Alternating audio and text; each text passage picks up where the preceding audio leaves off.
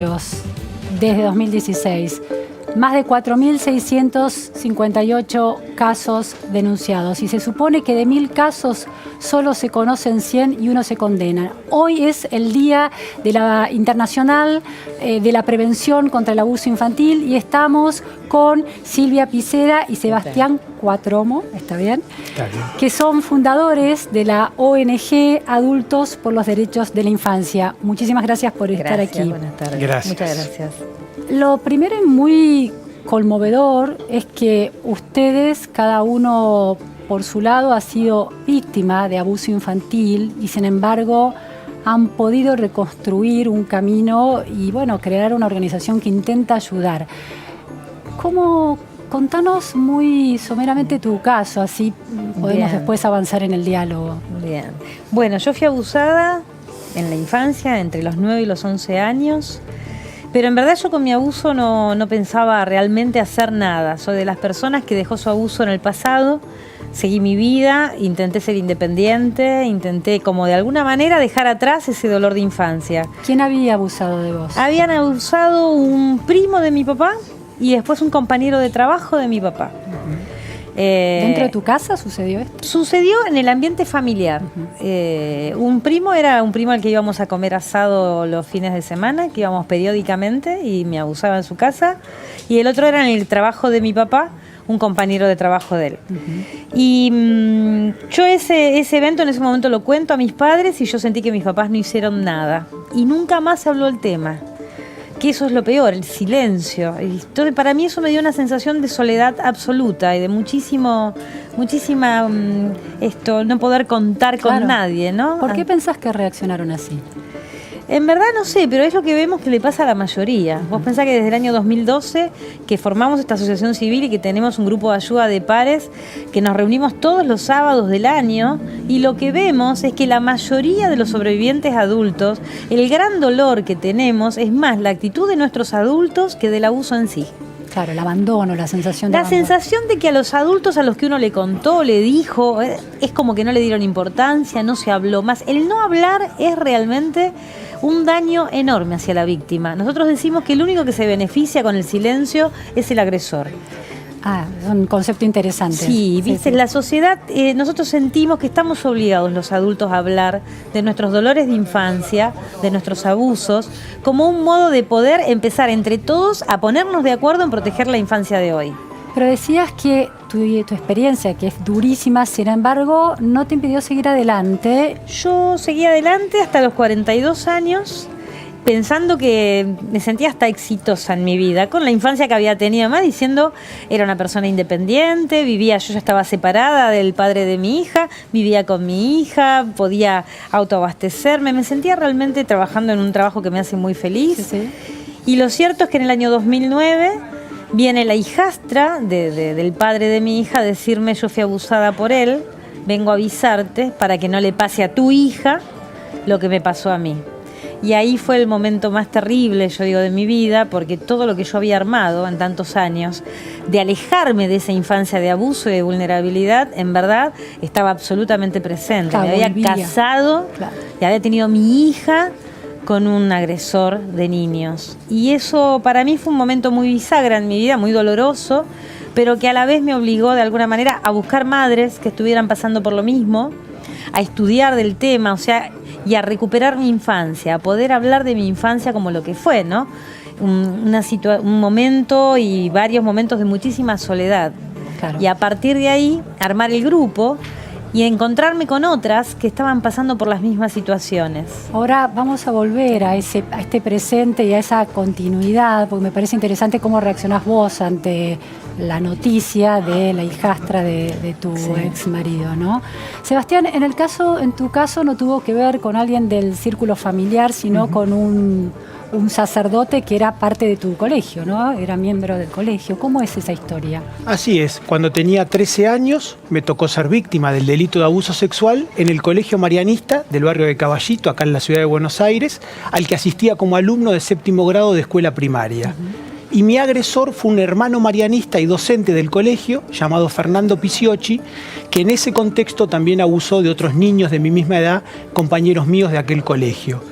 Y durante 10 años, a lo largo de toda mi adolescencia y mi primera juventud, yo no pude hablar de lo que me había pasado. El silencio autoinfligido de alguna manera, ¿no?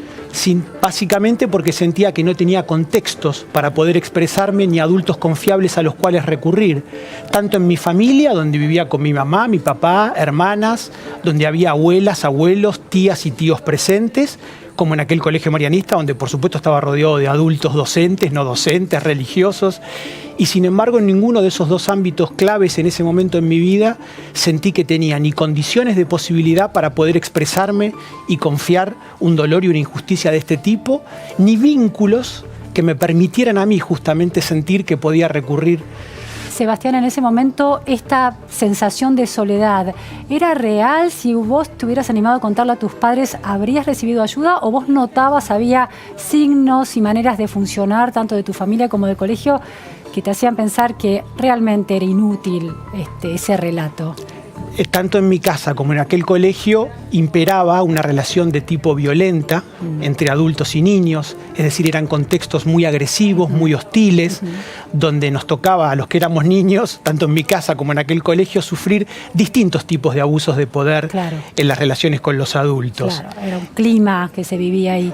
¿Eso te deprimió? ¿Todos esos años de silencio y de estar atravesando esta situación te produjo, te condicionó en tu vida? En mi caso fue una adolescencia y una primera juventud de mucha inhibición, de mucho retraimiento a la hora de los vínculos y de las relaciones.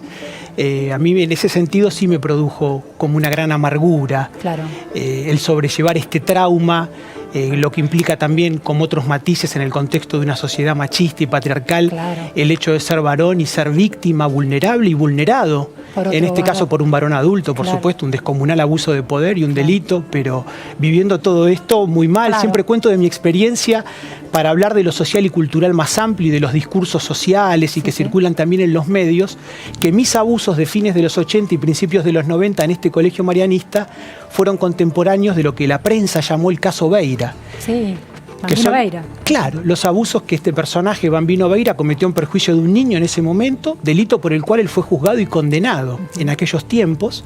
Y yo siempre cuento que a mis 13 años, entre otras cosas, era un varón muy futbolero, y yo iba a las canchas de fútbol de la ciudad de Buenos Aires, en particular a la Tribuna Popular de San Lorenzo, club que al día de hoy tiene a este personaje como uno de sus máximos ídolos, y siempre refiero que alrededor mío miles de personas adultas cantaban canciones reivindicando a este personaje y burlándose del niño víctima con nombre y apellido. Claro, vos te sentías ahí un espejo muy, muy trágico.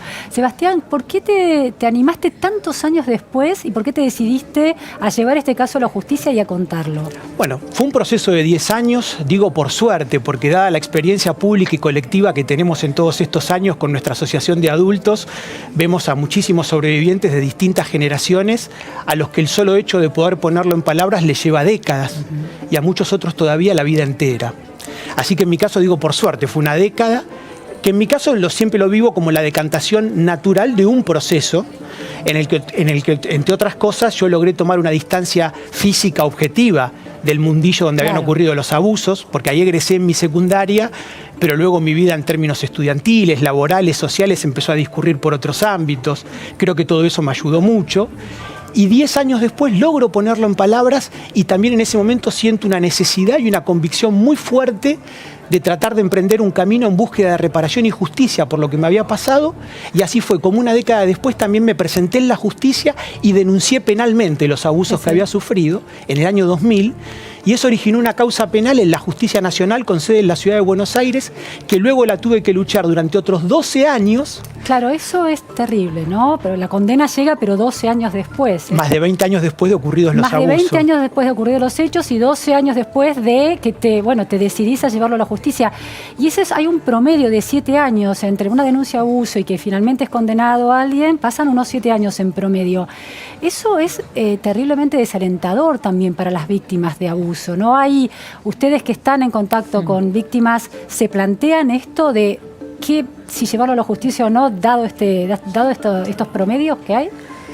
Además hay que tener en cuenta que Sebastián es una de las excepciones de los que llegan a juicio y condena, porque la mayoría de este delito queda impune, ¿no? Sí, dijimos 1000 casos, 100 denuncias, una condena. Una condena, o sea, es el delito más impune de la tierra, dicen algunos especialistas, y es terrible, porque esto marca la poca importancia que le damos a la infancia y sus dolores. ¿Esa impunidad a qué se debe? ¿Es una estructura de la ley, del sistema judicial, de la policía, de los fiscales al recoger las denuncias? ¿Por dónde viene esa impunidad? Nosotros creemos que es una postura que tenemos la sociedad adulta para sostener nuestras comodidades.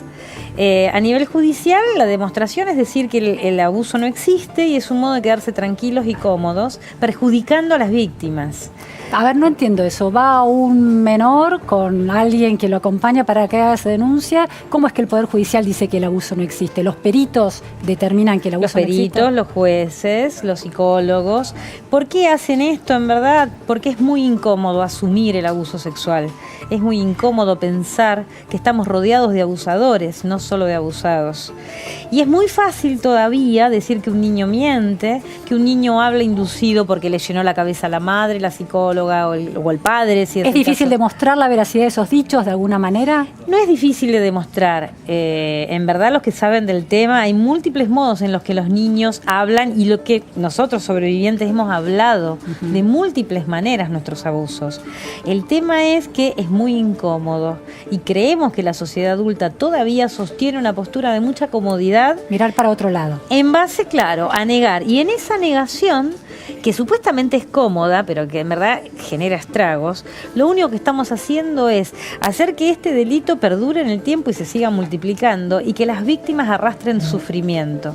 Nosotros apostamos a un cambio en lo social en el cual las víctimas sean las protegidas, las cuidadas, las que tengan la posibilidad de hablar y que en verdad los que sean rechazados absolutamente sean los agresores. El no permiso social a estos agresores.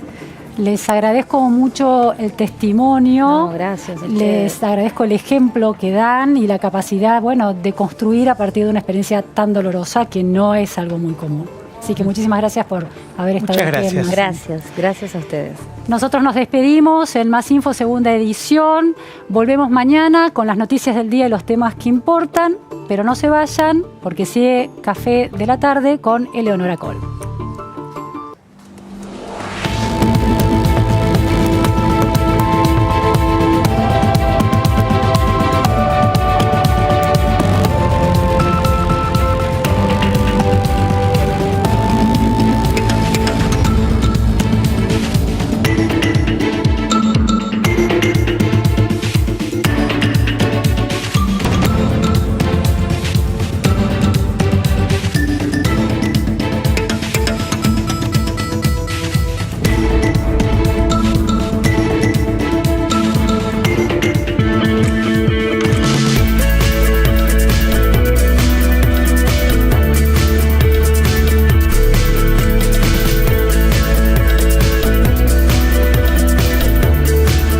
Bienvenidos, ¿cómo les va? Muy, pero muy buenas tardes. Aquí estamos. Esto es Café de la Tarde con toda la información del día hasta las 8 en punto de la noche en este día lunes, feriado en vivo aquí en La Nación Más. Vamos a arrancar entonces con nuestro expreso de noticias.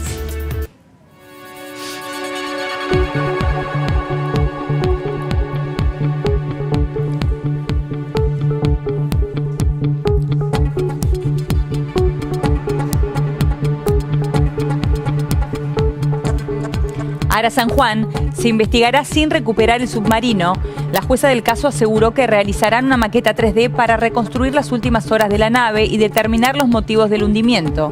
La magistrada Marta Yáñez utilizará los 67.000 imágenes recibidas de Ocean Infinity, la empresa que encontró el submarino.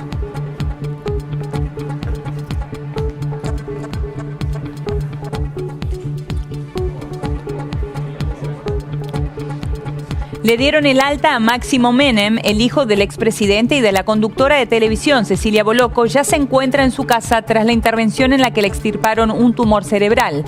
Después de una operación de más de 7 horas, Bolocco aseguró que ha sido un regalo que su hijo vuelva a nacer.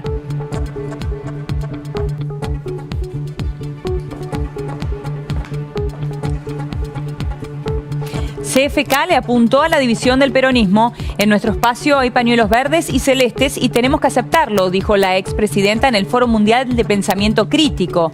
En el marco de la contracumbre del G20, Cristina llamó a crear un frente social y político y aseguró que los